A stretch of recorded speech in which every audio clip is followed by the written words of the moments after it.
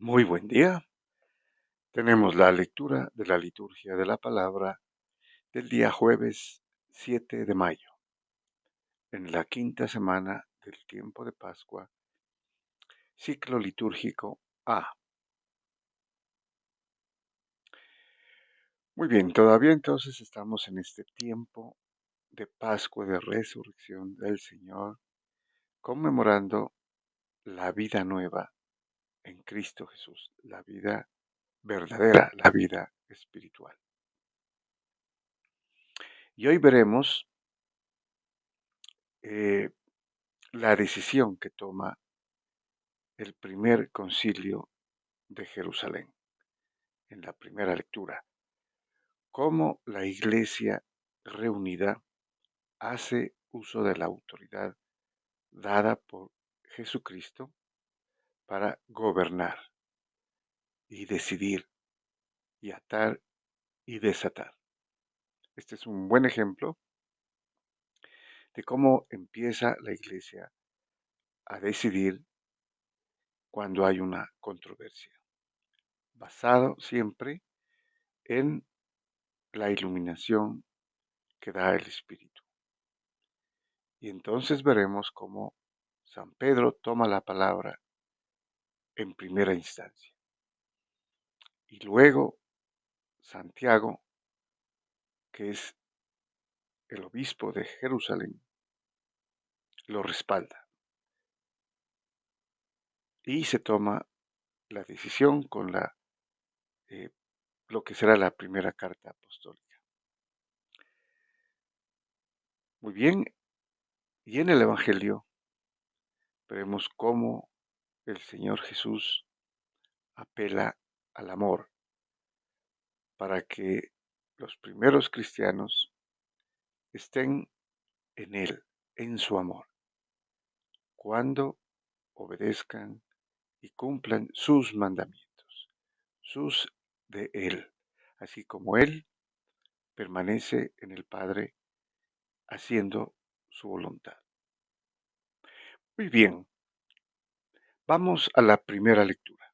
Continuamos con la lectura de los Hechos de los Apóstoles, ¿no? Que se lee durante todo el periodo de Pascua. En esta oportunidad tenemos el capítulo 15, versículos del 7 al 21. Estamos en el desarrollo del evento que constituye el primer concilio de Jerusalén, ¿no? Donde se va a tratar esta controversia iniciada por los judíos convertidos al cristianismo, que exigen que los gentiles convertidos también obedezcan o se rijan por la ley mosaica, y principalmente en lo que atañe a la circuncisión. O sea, que exigen que se circunciden, como ellos, ¿no? Para ser judíos. Recordemos que los judíos convertidos al cristianismo piensan o creen que este nuevo camino es una secta judía del judaísmo. Por eso piensan que la ley mosaica todavía cobija a los cristianos. Bueno, y eso es lo que van a discutir los apóstoles con los presbíteros en la iglesia de Jerusalén. Primer concilio de la historia. Nos dice entonces el libro de los Hechos de los Apóstoles. En aquellos días, después de una larga discusión, se levantó Pedro y dijo a los apóstoles y a los presbíteros. Bueno, aquí hay que observar la frase larga discusión, después de una larga discusión. O sea que estuvieron discutiendo todos, ¿no? Tanto los judíos como los gentiles, ¿no? Cristianos, que ya han sido bautizados y han acogido pues el Evangelio y al Señor Jesús como Mesías. Se levantó Pedro y dijo a los apóstoles y a los presbíteros. En otras versiones se incluye la frase, y al ver los presbíteros y apóstoles que había hablado Pedro con autoridad, ¿no? Eh, establece eso. Aquí solamente dice, se levantó Pedro después de una eh, larga discusión y dijo a los apóstoles y a los presbíteros: Hermanos, ustedes saben que desde los primeros días Dios me escogió entre ustedes para que los gentiles oyeran de mi boca la palabra del Evangelio y creyeran.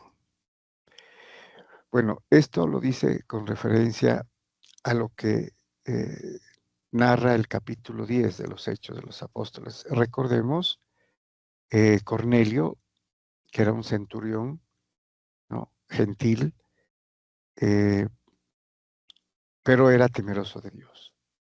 O sea, quería conocer, ¿no?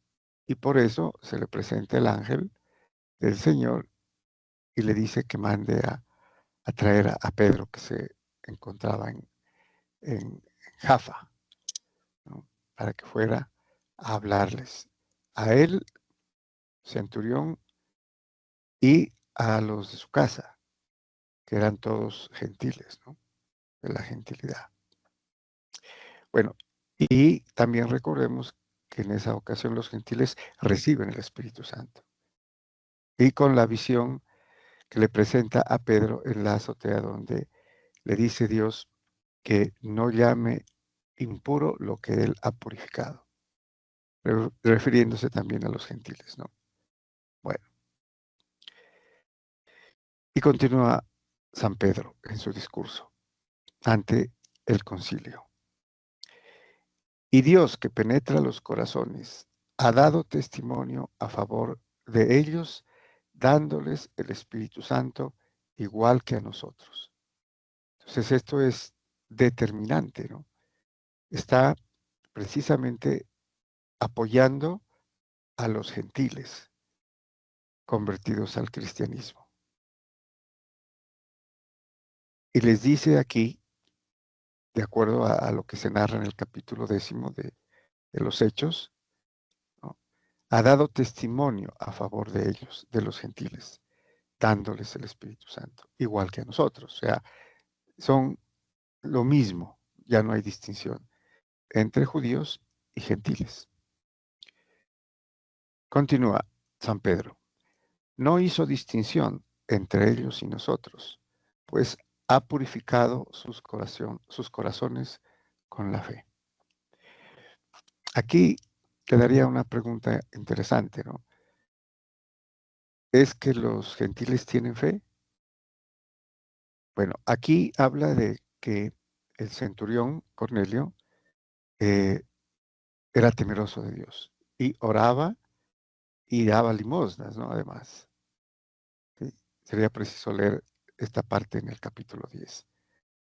Mm, y entonces quería creer, tenía prácticamente dado ese paso. Por eso la aparición del ángel a Cornelio y por eso también el Espíritu Santo que cae o se derrama sobre los gentiles, ¿no? Y entonces por eso aquí San Pedro menciona, pues ha purificado sus corazones con la fe. O sea, Cornelio tuvo fe y posiblemente los de su casa, ¿no? También, por efectos de él, a ejemplo de él, eh, de Cornelio, como centurión. Sabemos que los centuriones están a la orden de él, el ejército romano, ¿no? Sin embargo, él tenía fe, tenía un inicio de la fe, quería conocer. Por eso llama a Pedro, ¿no? En la visión del ángel, hace llamar a Pedro.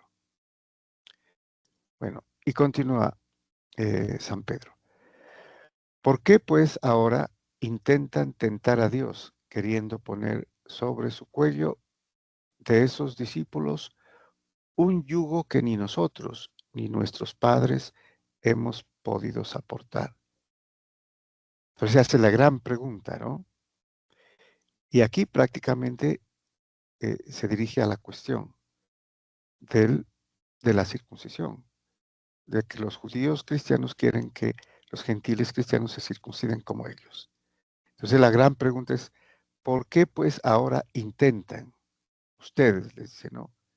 Judíos cristianos, tentar a Dios, queriendo poner sobre el cuello de esos discípulos, o sea, de los gentiles cristianos, un yugo que ni nosotros, ahí se incluye también San Pedro, ni nuestros padres, los antepasados, hemos podido soportar. Se refiere a la ley, ¿no? A la ley, a cumplir la ley, que era imposible cumplirla, y no lo hacían, ¿no? Por eso acudían cada año al rito de la expiación, purificación para el perdón de los pecados. Y dice, no, no, ese es un no rotundo. Después de la pregunta, no. Creemos que lo mismo ellos que nosotros nos salvamos por la gracia del Señor Jesús. Aquí termina, ¿no?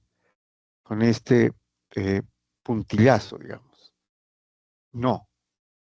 O sea, no a la circuncisión y no a la ley mosaica como exigencia a los gentiles convertidos al cristianismo. No necesitan la circuncisión, no necesitan obedecer la ley mosaica, ¿no? Entonces, repitamos esta parte. No, creemos que lo mismo ellos que nosotros nos salvamos por la gracia del Señor Jesús. Y entonces sigue, toda la asamblea hizo silencio para escuchar a Bernabé y Pablo, que les contaron los signos y prodigios que Dios había hecho por medio de ellos entre los gentiles. Bueno, aquí hay algo que puede pasar desapercibido, ¿no? Ha hablado Pedro y no se discute más. Recuerden cómo empezó, ¿no? Después de una larga discusión, ¿no? Controversia, argumentación de ambos lados, ¿no? De ambos bandos. Se levantó Pedro, dijo este discurso, dijo no, ¿no? Que son lo mismo judíos y gentiles que no necesitan la ley mosaica, especialmente la circuncisión. Toda la asamblea hizo silencio. O sea, ya se acabó la discusión, ¿no? Ya no hay más discusión. Habló Pedro. Y entonces pasan a otra cosa completamente diferente, ¿no? O sea, esto puede, como les digo, pasar desapercibido. Y es que ya no hay más discusión. Habló Pedro. Y entonces ahora hacen silencio para escuchar a Bernabé y Pablo, que les contaron los signos y prodigios que Dios había hecho por medio de ellos entre los gentiles. O sea, va a reforzar, ¿no? Esa alegría y ese don y esa gracia que también obtuvieron los gentiles, que los judíos no se esperaban, ¿no? Muy bien. Y continúa. Cuando terminaron de hablar, Santiago tomó la palabra y dijo, bueno, aquí está Santiago, el apóstol, no Santiago el mayor, el hermano de Juan, sino Santiago el menor, el hermano del Señor, que se llama, ¿no? Se denominan el menor o Santiago, el hermano del Señor, o el pariente del Señor. Toma la palabra. Hay que recordar que Santiago fue el primer obispo de Jerusalén, de la iglesia de Jerusalén. También recordemos que Pedro es la cabeza de la iglesia, es el papa, digamos, ¿no? Todavía no se utiliza el término como tal, pero él es la autoridad y por eso habló de primero y ya prácticamente ya no se discute, ¿no? Pero ahora va a hablar Santiago, porque él está al mando de la iglesia en Jerusalén. Bueno, y dijo, escúchenme, hermanos, Simón ha contado cómo Dios por primera vez se ha dignado escoger para su nombre un pueblo entre los gentiles, ¿no? Entonces se refiere aquí a San Pedro, ¿no? Que es Simón, hijo de Jonás. Y se refiere a lo que acaba de contar sobre los gentiles, ¿no? Es referido al capítulo 10 sobre Cornelio, la conversión de los primeros gentiles. Y continúa. Con esto concuerdan las palabras de los profetas, como está escrito. Después de esto, volveré y levantaré de nuevo la choza caída de David, levantaré sus ruinas y la pondré en pie para que los demás hombres busquen al Señor y todos los gentiles sobre los que ha sido invocado mi nombre. Lo dice el Señor, el que hace que esto sea conocido desde antiguo. O sea, aquí Santiago cita el Antiguo Testamento, ¿no? Em, del libro del profeta Isaías acerca del futuro, ¿no? De cómo los gentiles invocarán el nombre del Señor. Y dice mi nombre, ¿no? Lo dice el Señor, que hace que esto sea conocido desde antiguo. O sea, ya había desde el Antiguo Testamento, ¿no? En la era mesiánica, que los gentiles iban a invocar y a alabar el nombre de Dios. Ya sabemos el nombre. ¿A qué se refiere, no? El nombre sobre todo nombre. O sea, el Mesías, Jesucristo, como profecía mesiánica del Antiguo Testamento. Por eso cita aquí la escritura el apóstol Santiago. Y continúa el apóstol Santiago. Por eso, a mi parecer, no hay que molestar a los gentiles que se convierten a Dios. Basta escribirles que se abstengan de la contaminación de los ídolos, de las uniones ilegítimas, de animales estrangulados y de la sangre. Entonces, Santiago dice que, eh, como lo estableció San Pedro en el discurso primero, no hay que molestar a los gentiles, ¿no? Y añade que hay que escribirles, ¿no? Para que se abstengan de estas cuatro cosas: contaminación de los ídolos, uniones ilegítimas, de animales estrangulados y de la sangre. Porque desde tiempos antiguos Moisés tiene en cada ciudad quienes lo predican, ya que es leído cada sábado en las sinagogas. Muy bien, pasamos al Salmo responsorial. Tenemos el Salmo 95, cuyo responso es: cuenten las maravillas del Señor a todas las naciones. Eminentemente un salmo mesiánico, ¿no? Eh, porque va a aludir a la época o a la era mesiánica, ¿no? Con el Mesías. Las maravillas del Señor que está en el Antiguo Testamento a todas las naciones. Y aquí incluye todos, la gentilidad, ¿no? Bueno, nos dice el salmista: canten al Señor un cántico nuevo, cante al Señor toda la tierra, canten al Señor, bendigan su nombre. Entonces, mesiánico, es un salmo mesiánico que y dice un cántico nuevo.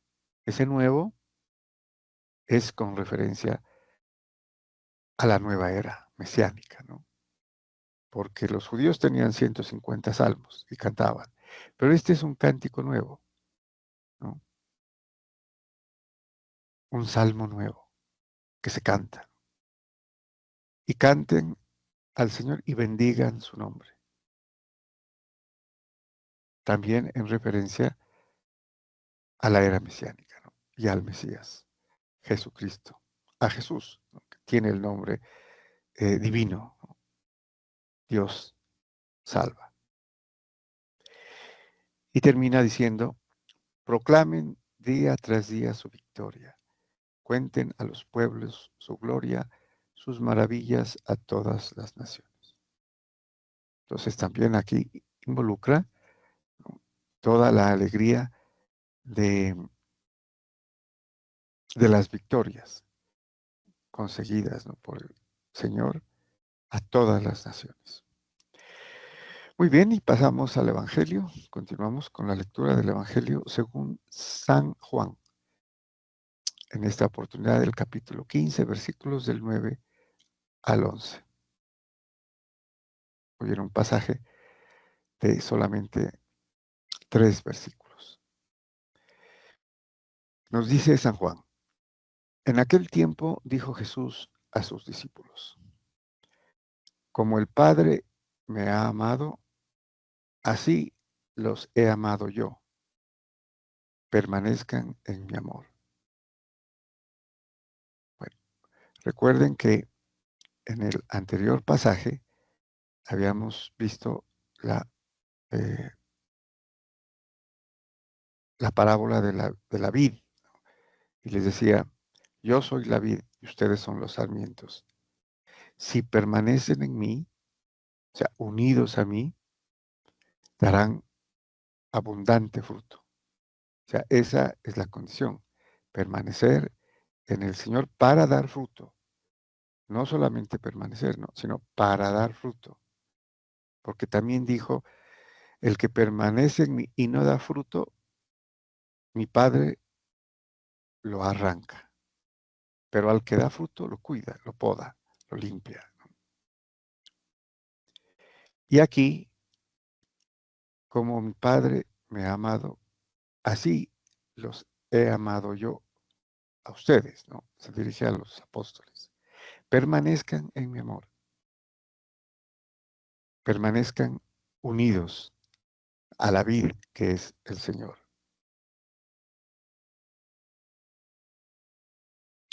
Y continúa, si guardan mis mandamientos, permanecerán en mi amor, lo mismo que yo he guardado los mandamientos de mi Padre y permanezco en su amor. Entonces también va a eh, repetir, en otras palabras, lo que dijo anteriormente. El que me ama, guarda mis mandamientos. Y aquí les dice, si guardan mis mandamientos, permanecerán en mi amor, que sería sinónimo de me amarán y permanecerán en el amor, en Él, y Él en nosotros, ¿no? Lo mismo que he guardado los mandamientos de mi Padre y permanezco en su amor. Entonces, aquí es una analogía, lo mismo que Cristo, que guardó los mandamientos del Padre, permanece en su amor. Nosotros, al guardar los mandamientos de Cristo, permaneceremos en su amor. Y también en el Padre, ¿no? Por lógica. Les he hablado de esto para que mi alegría esté en ustedes y su alegría llegue a plenitud. Que es la única alegría que vale, la única alegría que tiene el valor espiritual que valdría el cielo. No, no se compara con ninguna otra alegría ni gozo. Y llegue a la plenitud. La alegría del Señor esté en ustedes. Y así, de esta manera, llegue a su plenitud, o sea, completa, total, verdadera. Muy bien, muchas gracias y bendiciones.